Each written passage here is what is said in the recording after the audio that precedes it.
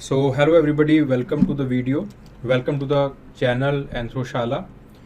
इस वीडियो के अंदर बेसिकली मैं 5 पॉइंट्स की जो है वो बात करूंगा, 5 मुद्दों की बात की जाएगी जो कि आपको नहीं करने हैं। 5 चीज़ें जो कि आपको नहीं करने हैं अगर आप इस मेंस के लिए 2023 के जो मेंस एग्जामिनेशन है, अगर आप उसमें बैठने जा रहे हो, उसके अंदर आप अगर पेपर दे रहे हो या फिर अगर आप एक्सपेक्ट कर रहे हो कि अभी हमें जो है वो एंथ्रोपोलॉजी की प्रिपरेशन कर लेनी है, देन उसके बाद जो है वो आप बाकी जनरल स्टडी सब्जेक्ट की जो है वो प्रिपरेशन करना चाहते हैं। ठीक है, तो बेसिकली उन बच्चों के ऊपर मैं इस वीडियो के अंदर फोकस करना चाहूँगा जो कि एक जो है वो रन अप के अंदर है। ठीक है, जो कि इसी साल मेंस एक्सपेक्ट कर रहे हैं। ठीक है, तो what not to do for anthropology 2023।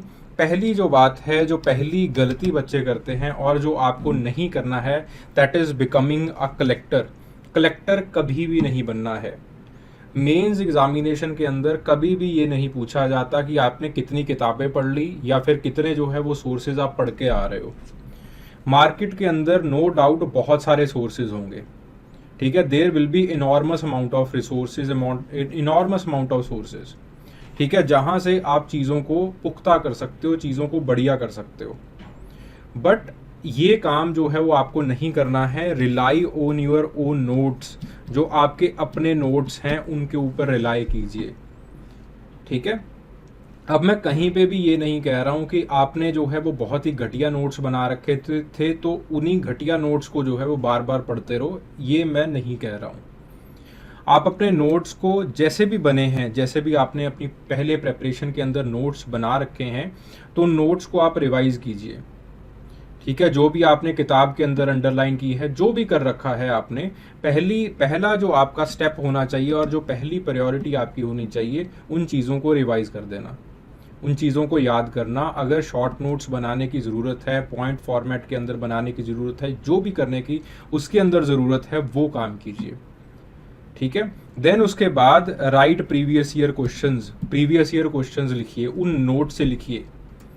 And then go to your mentor and और then go to your guide. फिर उसके बाद अपने गाइड के पास जाइए। तो गाइड आपको ये बताएगा कि इन नोट्स के अंदर वैल्यू क्या ऐड करना है, what should be the value addition, क्या वैल्यू एडिशन होना चाहिए इन नोट्स के अंदर। सो ये फीडबैक लूप जो है वो आपको फॉलो करना है। कलेक्टर नहीं बन जाना है पहली बार में। हो सकता है कि फिजिकल एंथ्रोपोलॉजी आपने बहुत अच्छे से कर रखी हो, जो नई किताब आप लेके आए, जो कि अपने सीनियर ने, किसी ने जो है वो एडवाइस की है, XYZ कोई भी इंसान है उसने एडवाइस की है, उसके अंदर चीज़ें इतनी ना बढ़िया निकलें, तो आपने एक बहुत अच्छा अपना मटेरियल जो कि आपको याद था, उस चीज़ को आपने जो है वो डिस्कार्ड कर दिया, किसी और की एडवाइस आपने ले ली। तो कभी भी यूपीएससी एग्जामिनेशन के अंदर, चाहे वो मेन का एग्जामिनेशन है, प्री का एग्जामिनेशन है, कलेक्टर नहीं बनना है। ठीक है, यूपीएससी कभी नहीं आपसे पूछेगा कितनी किताबें पढ़ के आ रहे हो बेटा। ये जो एक फीडबैक लूप है, ये हर साल काम करता है, ये ट्राइड एंड टेस्टेड है। अपने नोट्स को रिवाइज करो, प्रीवियस ईयर क्वेश्चंस को लिखो, गाइड को दिखाओ, गाइड आपको बताएगा कि ये चीज़ें नहीं है। ठीक है, एंड समटाइम्स गाइड के पास मटेरियल होता है, वो आपको मटेरियल दे देता है, रेडीमेड मटेरियल बना पड़ा होता है, जैसे कुलारिंग है। बहुत बार नियरली 99% ऑफ द एस्पिरेंट्स वो कुलारिंग के नीचे जो है वो नहीं लिखते थे प्रोस्पेक्टिव्स वाला। प्रोस्पेक्टिव्स के पॉइंट ही कितने हैं, 3-4 पॉइंट्स हैं उसके। ठीक है, वो 3-4 प्रोस्पेक्टिव्स हैं, वो जो है वो हमने दे दिए बच्चे को, उसका काम हो गया। ठीक है, तो इस फीडबैक लूप के अंदर चलना है। जो भी टॉपिक आपने कवर करना है वो इसी फीडबैक लूप के अंदर जो है वो होना चाहिए। तो जो पहली मिस्टेक है, that is becoming a collector, ये नहीं बनना है, कलेक्शन नहीं करना है किताबों का आपको। Then the second thing is extensive focus on either practice और रीडिंग। बच्चों को पता नहीं क्या होता है, there are 2 kinds of aspirants in Mukherjee Nagar, Rajendra Nagar, और जनरली भी मुझे मिलते हैं। या तो वो बहुत ही ज़्यादा फोकस कर देते हैं रीडिंग के ऊपर कि मैं वैल्यू एडिशन करूंगा, वैल्यू एडिशन, उसी चीज़ को रिवाइज करते रहते हैं, वैल्यू ऐड करते रहते हैं, रिवाइज करते रहते हैं, वैल्यू ऐड करते रहते हैं, कभी लिखते नहीं हैं। ठीक है, they also suffer in the examination के अंदर 2-3 चीज़ों के वजह से वो सफ़र करते हैं, टाइम मैनेज नहीं हो पाता है। जब टाइम मैनेज नहीं हो पाता, इतना बड़ा जो है वो प्रेशर आपके ऊपर पड़ जाता है, देन जो सेकंड गलती करते हैं वो करते हैं हौच पौच हो जाता है, सब कुछ दिमाग के अंदर घी खिचड़ी हो जाता है। फिर उसके बाद जो है वो उनका पेपर भी छूट जाता है, 30 से 40 नंबर का आपका पेपर छूट जाएगा। तो उस चीज़ का फ़ायदा ही क्या हुआ? ठीक है, उस चीज़ का जो है वो क्या फ़ायदा हुआ कि जो आपने इतना सारा कलेक्शन कर लिया था, इतना सारा जो है वो वैल्यू ऐड कर लिया था, क्या ही फ़ायदा है उस चीज़ का। The second kind of aspirants जो कि बहुत हैविली रिलाई करते हैं प्रैक्टिस के ऊपर, कि बस प्रैक्टिस ही करे जाना है। 2-3 टेस्ट सीरीज ले लेते हैं। आजकल तो जो है वो एक नया ट्रेंड चल रखा है मार्केट में, 40 पेपर की टेस्ट सीरीज। अब इंसान पूछने वाला हो कि टोटल आपके पास जो डेज आप दे सकते हो एंथ्रोपोलॉजी को बहुत ही इफेक्टिवली, वो 65 to 70 डेज दे सकते हो, इससे ज़्यादा आप दिन नहीं दे सकते। ठीक है, जो कि इफेक्टिवली दे सकते हो। तो उसमें आप 40 टेस्ट कैसे लिख दोगे? अगर मान लीजिए आपने 40 टेस्ट लिख भी दिए, तो उन टेस्ट को रिवाइज कब करोगे? उन टेस्ट का जो फीडबैक मिला है उसको आप कैसे जो है वो उस फीडबैक को किस तरह से जो है वो लोगे, उसका उस चीज़ को सुधारोगे कैसे? बच्चे इस चीज़ को समझते नहीं हैं। तो इवेंचुअली होता क्या है कि इन बच्चों के साथ जो कि उनके बहुत ही लो वैल्यूड नोट्स होते हैं, वो अपने ही नोट्स को, उन्हीं चीज़ों को याद करते रहते हैं और कोई भी वैल्यू एडिशन उनमें नहीं होता है। वो जो लो वैल्यूड नोट्स से लो वैल्यूड आंसर लिखते हैं, and then they obviously end up getting very less marks. तो दोनों चीज़ों का एक बैलेंस होना चाहिए, बहुत ही कंस्ट्रक्टिव बैलेंस होना चाहिए प्रैक्टिस और रीडिंग का। तो again the solution is the same solution है हर एक चीज़ का, कि जो आपने नोट्स बना रखे हैं, कैसे भी नोट्स हैं आपके, लिखिए उन नोट से, अपने मेंटर से, अपने गाइड से। गाइड का मतलब ये नहीं है कि मुझे हायर करो या फिर कोई XYZ और मार्केट के अंदर बैठा उसको गाइड नहीं है। आप जो है वो अपने किसी सीनियर के पास जाइए, कोई आपका जो है वो दोस्त है जो कि सिलेक्ट हो चुका है, उसके पास चले जाइए। ठीक है, उनसे इनपुट लीजिए, that what should be added, क्या और एडिशन करना है। तो वो खुद आपको बता देगा कि फला चीज़ें हैं, इनको ऐड कर ले यार यहाँ पे। ठीक है, या फिर जो है वो कुछ स्ट्रक्चरल मिस्टेक्स निकल रही हैं, इनको ठीक कर लो। इतना ही काफ़ी होता है। एंड आई बिलीव अगर आप रिलीजियसली 8 टेस्ट भी दे दो एंथ्रो के अंदर, 6, 7, 8 टेस्ट दे दो एंथ्रो के अंदर, they are more than sufficient for each and everything. आपको ये भी पता चल जाएगा कि जो है वो किस तरह से सिलेक्ट करना है क्वेश्चन, आपको ये भी पता चल जाएगा कि किस तरह से टाइम को मैनेज करना है, आपको ये भी पता चल जाएगा कि स्ट्रक्चरल मिस्टेक्स क्या आ रही हैं। हर एक चीज़ का पता चल जाता है इंसान को। ठीक है, 6, 7, 8 ये टेस्ट जो है वो काफ़ी होते हैं। 6 से 8 टेस्ट आप दे दीजिए, they are more than sufficient. Okay, then the next mistake is following the market. Market में बहुत घूमते हैं बच्चे। ठीक है, राजेंद्र नगर, मुखर्जी नगर की मार्केट के अंदर जो है वो चले जाएंगे और घूमेंगे फिरेंगे और देखेंगे कि क्या क्या मटेरियल जो है वो अवेलेबल है और क्या क्या वो जो है वो खरीद सकते हैं। ठीक है, या फिर जो है वो खूब चाय वालों की जो टपरियां हैं, दुकानें हैं, वहाँ पे घूमेंगे, देखेंगे बाकी एस्पिरेट्स जो है वो क्या कर रहे हैं। ठीक है, इवेंचुअली वो मार्केट को फॉलो करना शुरू कर देते हैं, यूपीएससी को जो है वो फॉलो करना बंद कर देते हैं। मार्केट के अंदर बहुत कुछ चल रहा होता है, नई नई चीज़ें आती हैं मार्केट के अंदर, और नई नई अतरंगी चीज़ें आती हैं मार्केट के अंदर, कि आपको जो है वो 5 एंथ्रोपोलॉजिस्ट के नाम जो है वो लिख के ही आने हैं। ठीक है, जैसे पिछले साल जो है वो मुझे एक कॉल आई थी एस्पिरेंट की। ठीक है, बहुत ही हड़बड़ाहट में था कि जैसे कोई पीछे लगा हो, एंड इवेंचुअली जो उसने नमस्ते बुला के जो एक सवाल पूछा, ये वो ही पूछा कि जब हम एंथ्रोपोलॉजी का आंसर लिखेंगे तो कितने लोगों के नाम में लिख के आऊँ। तो ऑब्वियसली आई वाज शॉक्ड कि यार ये कैसी बातें कर रहे हो, लोगों के नाम थोड़ी ना पूछते हैं एंथ्रोपोलॉजी के अंदर। जो सवाल में पूछा है वो भाई लिख के आ, अगर उसके अंदर किसी का काम है, तुझे याद है तो वो लिखा। ठीक है, तो अगेन ये एक नया ट्रेंड चल गया था पिछले साल कि लोग जो एंथ्रोपोलॉजिस्ट हैं उनके नाम लिखने ही लिखने हैं, चाहे सिर बने, चाहे पैर बने, चाहे नहीं बने।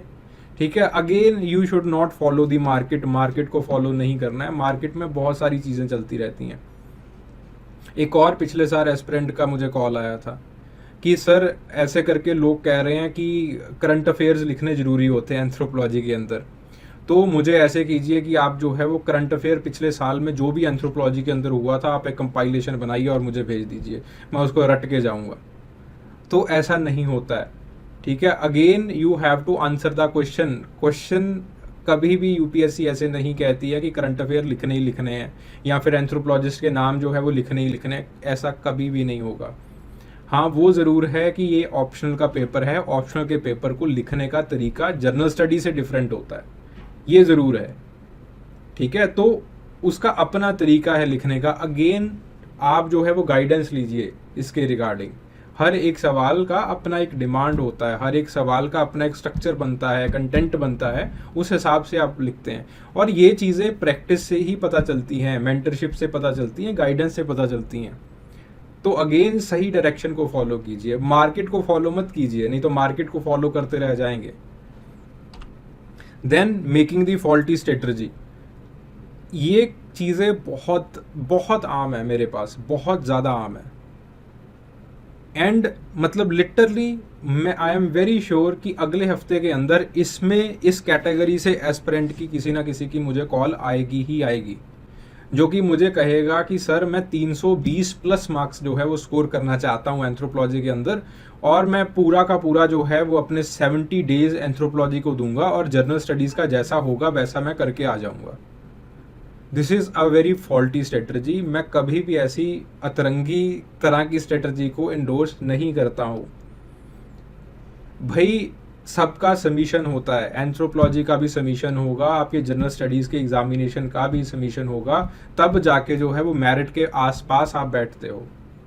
उस वक्त मैं एस्पिरेंट को डिस्करेज नहीं कर सकता, ठीक है। मेरी ये मजबूरी होती है कि इतना जो है वो इनकरेज्ड एस्पिरेंट आता है और कहता है कि सर मैं एंथ्रोपोलॉजी के अंदर स्कोर करना चाहता हूँ, और एंथ्रोपोलॉजी का टीचर कह दे कि स्कोर मत करो, तो ऑब्वियसली ये जो है वो बहुत अजीब लगेगा उसको, ठीक है। तो सामने वाले के जो इमोशंस हैं उनको देखते हुए मैं बात नहीं करता हूँ, but it's a very faulty strategy. कुछ लोग, कुछ एस्पिरेंट्स जो कि अजीज़ हैं मेरे, बहुत करीब हैं मेरे, उनसे तो जो है वो बातचीत हो जाती है, उनसे तो जो है वो ये चीज़ें मैं शेयर कर लेता हूँ कि नहीं भैया जर्नल स्टडीज़ में भी उतनी ही मेहनत करो, एंथ्रोपोलॉजी और जर्नल स्टडीज़ का जो है वो एक बैलेंस बना के रखो, ओके। तो अगेन ऐसी फॉल्टी स्ट्रेटजी नहीं बनानी है। एंथ्रोपोलॉजी की अपनी लिमिटेशंस हैं, हर एक ऑप्शनल की अपनी लिमिटेशंस होती हैं। मुंह उठा के किसी भी ऑप्शनल के अंदर आप 320 मार्क्स जो है वो नहीं ले सकते। वहाँ पे लेट से आपने सारी की सारी अपने जो एग्स हैं वो एंथ्रोपोलॉजी की बास्केट के अंदर डाल दिए कि अच्छा 320 प्लस हम ले लेंगे। मैंने सब कुछ आपको इनपुट्स भी दे दिए, आपने खूब सारी आंसर राइटिंग भी कर ली, खूब सारा वैल्यू एडिशन भी कर लिया, सब कुछ हो गया, सब कुछ हो गया। लेकिन on the day of the paper कुछ ऐसा हो जाता है जिसकी वजह से आप अच्छे से रिप्रोड्यूस नहीं कर पाते उस कंटेंट को। Then what will happen? तो भाई क्या इस स्ट्रेटजी का कोई सिर पैर बना आपकी? आप मुझे जो है वो इस चीज़ का जवाब दीजिए, ठीक है। तो आपने सारी की सारी जो है वो अपने एग्स एक बास्केट के अंदर डाल दिया। Obviously this is a very faulty strategy, बहुत ही फॉल्टी स्ट्रेटजी है, ठीक है। पेपर को समझिए, पेपर को जानिए और चीज़ों को बहुत आराम से एक स्ट्रेटजी वाइज चीज़ों को जो है वो अपना टाइम एलोकेट कीजिए, अपना प्रॉपर एक टाइमलाइन बनाइए that how you will do this, okay। then the next is following the test series। ये भी बहुत ही आम चीज़ें हैं। आई एम वेरी श्योर इस साल भी कम से कम मेरे पास 10 से 15 ऐसे एस्पिरेंट्स आएंगे जो कि अलग अलग टेस्ट सीरीज को मुझे सेंड करेंगे और मुझसे उनमें से जो सवाल पूछे गए हैं उनको पूछेंगे। पिछले साल I again want name the institution, तो उसके टेस्ट जो है वो मुझे भेजे गए और वहाँ से जो है वो मुझे सवाल भेजे गए कि सर ये जो सवाल है ये हमें आते नहीं है, इनके जो जवाब हैं वो आप हमें इनके इनपुट्स जो है वो दे दीजिए। जितना टाइम आप इस टेस्ट सीरीज़ के ऊपर जो है वो बिता रहे हो, जितना टाइम आप उस टेस्ट सीरीज़ को दे रहे हो और उसके रिगार्डिंग आप मुझसे इनपुट्स मांग रहे हो, उतना टाइम जो है वो आप प्रीवियस ईयर क्वेश्चंस को दीजिए, ठीक है। प्रीवियस ईयर के जो क्वेश्चंस हैं उनको जानिए, उनको समझिए, ओके।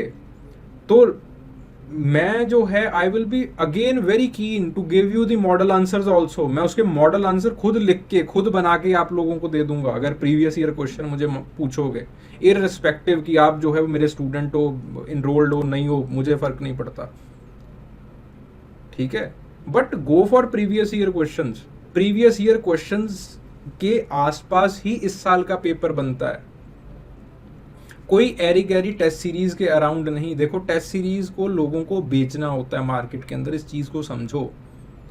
वहां पे एक मार्केटिंग टीम बैठती है टेस्ट सीरीज के अराउंड कि आपके पास जो है वो ये ऐसी टेस्ट सीरीज बनाओ जो कि बिल्कुल ही अतरंगी दिखे, दैट शुड स्टैंड आउट। तो स्टैंड आउट के चक्कर के अंदर वो कुछ ऐसे क्वेश्चंस डाल देते हैं जिनका कोई मतलब नहीं है आपकी प्रिपरेशन के अंदर। पिछले साल एक टेस्ट सीरीज ने ड्रम फेस्टिवल्स के ऊपर क्वेश्चन डाल रखा था, बताओ ड्रम फेस्टिवल्स कभी आया है?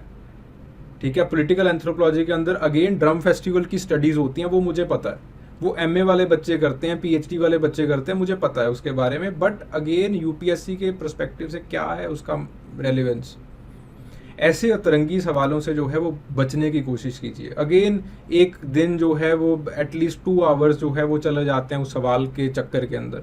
रादर देन दैट, अगर आप इस तरह से चीज़ों को देखना चाहते हो तो प्रीवियस ईयर क्वेश्चंस को उठाइए, ठीक है, वहां पे जो है वो समझने की कोशिश कीजिए, बिकॉज प्रीवियस ईयर क्वेश्चंस के अराउंड चीजें बनने वाली हैं। ओके, तो अपना जो भी एफर्ट है उसको बिल्कुल सही डायरेक्शन के अंदर लगाइए। So these are the 5 things और these are the 5 mistakes that you should avoid doing during this preparation, ठीक है। चलिए, thank you very much. Hopefully this session it was of some relevance for you. Thank you very much.